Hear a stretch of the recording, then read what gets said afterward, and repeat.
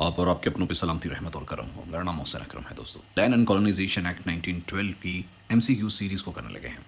इसके अंदर सबसे पहले हम बेसिक इन्फॉर्मेशन को करेंगे and afterwards we would cover maximum MCQs, almost 200 MCQs would be covered by इंशाअल्लाह अज़ीज़। सबसे पहले नंबर पे तो ये आ सकता है इसका टाइटल। इसका पूरा नाम है the colonization of government lands Punjab act 1912। इसको एक्ट 5 ऑफ 1912 भी कहते हैं। ये पास हुआ था, कब पास हुआ था? अगर पासिंग डेट आपसे पूछी जाएगी तो 21 जून 12 को ये पास हुआ था। ये पूरे पंजाब के अंदर लागू था except tribal area, the then Punjab, यानी पाकिस्तान और इंडिया दोनों का मिलकर जो पंजाब था उस टाइम के पंजाब के ऊपर ये था। इसके टोटल 4 चैप्टर्स हैं, 1 से लेके 4 तक। टोटल इसके 38 सेक्शन हैं और टोटल शेड्यूल इसके कितने हैं? टोटल 2 शेड्यूल हैं इसके। इसका मेन मकसद क्या था? इसका मेन मकसद था रेगुलेट करना, मैनेज करना, अलॉट करना, किसी को देना and occupation of government lands in colonies of Punjab. इस एक्ट के तहत जो एडमिनिस्ट्रेटिंग अथॉरिटी थी ना, वो कौन थी? पूरे के पूरे सारे स्ट्रक्चर को एडमिनिस्ट्रेट करना था प्रोविंशियल गवर्नमेंट ने। किसके through? The board of revenue से उसने उसको एडमिनिस्ट्रेट करना था। इसके अंदर जो मेन ऑफिशियल की ऑफिशियल जो थे इस एक्ट के अंदर बताए गए थे वो थे, सबसे ज़्यादा ताकत दी गई थी बोर्ड ऑफ रेवेन्यू के तवज्जो से कलेक्टर को, कमिश्नर को और कॉलोनाइजेशन ऑफिसर को काफ़ी ज़्यादा ऑथोराइज किया गया था।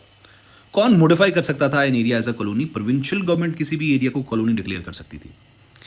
Who maintains records and oversee conditions? कौन रिकॉर्ड और कंडीशंस वगैरह को ओवरसी करता था? कलेक्टर और कॉलोनाइजेशन ऑफिसर इन तमाम चीज़ों को देखता था। सबसे पहला एमसीक्यूज है the land colonization act 1912 was passed on. किस डेट को पास हुआ था? अभी हमने पढ़ा 21 जून 1912 को ये पास हुआ था। इसका टाइटल आमतौर पे पूछा जा सकता है। शॉर्ट टाइटल इसका क्या था? टाइटल था इसका colonization of government lands Punjab act 1912। ये इसका पूरा टाइटल है।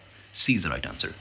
देखिए ये एमसीक्यूज बन गए। The Punjab act, number of the land colonization act, इसका नंबर क्या था? इसका नंबर था वी या 5। D is the right answer. The land colonization act 1912 extends to कितने एरिया तक ये फैला हुआ है? It extends the whole Punjab accept tribal areas. B is the right answer. The term colony under the act means an area notified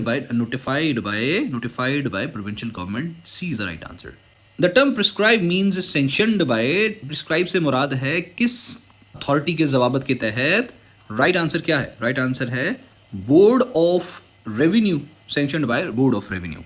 ये काफ़ी अहम है। इम्प्रूवमेंट से क्या मुराद है इस एक्ट के तहत? तो इम्प्रूवमेंट से मुराद है इस एक्ट के तहत कुएं, ड्रेनेज और ट्री प्लांटिंग करना और बिल्डिंग्स वगैरह को कंस्ट्रक्ट करना। इस एक्ट के तहत इंप्रूवमेंट से मुराद ये है कि किसी भी जमीन, प्रॉपर्टी, कॉलोनी को बेहतर करना इंप्रूवमेंट कंसीडर होगा। Under the colonization of government lands act 1912 what is the primarily prerequisite for a person to be deemed a tenant or to have any right or title in the allotted land?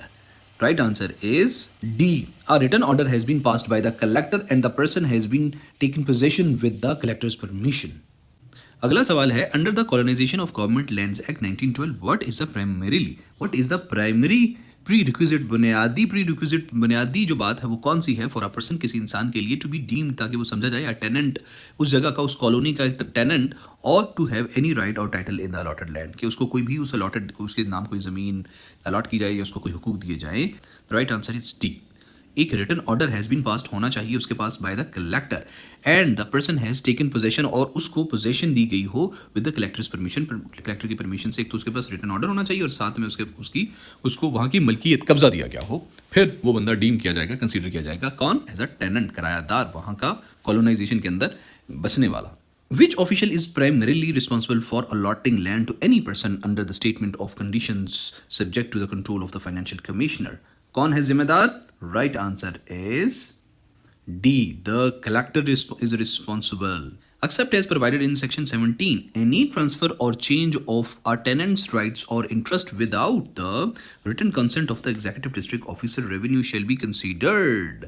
70वें section के अलावा कोई भी transfer वगैरह जो executive district officer की रजामंदी से बगैर हासिल किया जाएगा वो क्या कंसीडर होगा? वो void and the transfer shall be ejected under the collector's order. The transfer of our tenancy right without consent is void if the transferee, अगर तो ट्रांसफर करने वाला है, हैज टेकन पोजेशन, अगर उसने पोजेशन ले ली है। द ऑर्डर ऑफ इजेक्टमेंट, निकलने के order, is issued by collector but the ejected person can appeal और receive revise the order to which higher authority. वो कि कहाँ पे अपील कर सकता है? राइट आंसर इज डी, वो अपील कर सकता है कमिश्नर और financial commissioner depending on the value type of the case. Right answer is D. The term original tenant under the act specifically includes which of the following individuals? Original tenant से क्या मुराद है? Original tenant से मुराद है, right answer is D. Any male to whom our tenancy is first allotted by the collector or his male transferee. Under the supplementary provisions of the act, इस act की supplementary provisions के अंदर how are sums due to the government related to the colony has recoverable. मतलब सरकारी जो पैसे हैं वो कैसे किसी कॉलोनी के सरकारी पैसे कैसे रिकवर किए जा सकते हैं. Right answer is D as the arrears of land revenue. बिल्कुल ऐसे पैसे लिए जाएंगे जैसे कि लैंड रेवेन्यू के एरियर्स लिए जाते हैं. कौन एम्पावर किया गया है with the power of re entry? कौन दोबारा री एंटर हो सकता है?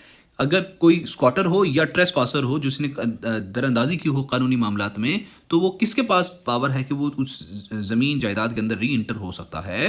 वो है डी. कलेक्टर के पास ये अथॉरिटी है कि वो री इंटर हो सकता है. अगर किसी बंदे ने सरकारी जायदाद को ट्रेस पास कर लिया है, उस पर कब्जा हासिल कर लिया है, तो collector has the power to reenter into the such property. The colonization of government lands, Punjab Act 1912 primarily focus on making better provisions for what two key aspects. किन दो की एस्पेक्ट्स के अंदर ये एक्ट ज़्यादा काम करता है या फोकस करता है? Right answer is D. The colonization and administration of government lands in Punjab. D is the right answer.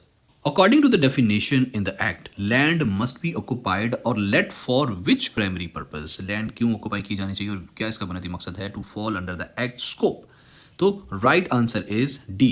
For agriculture purposes और purpose subservient to agriculture for the post pasture.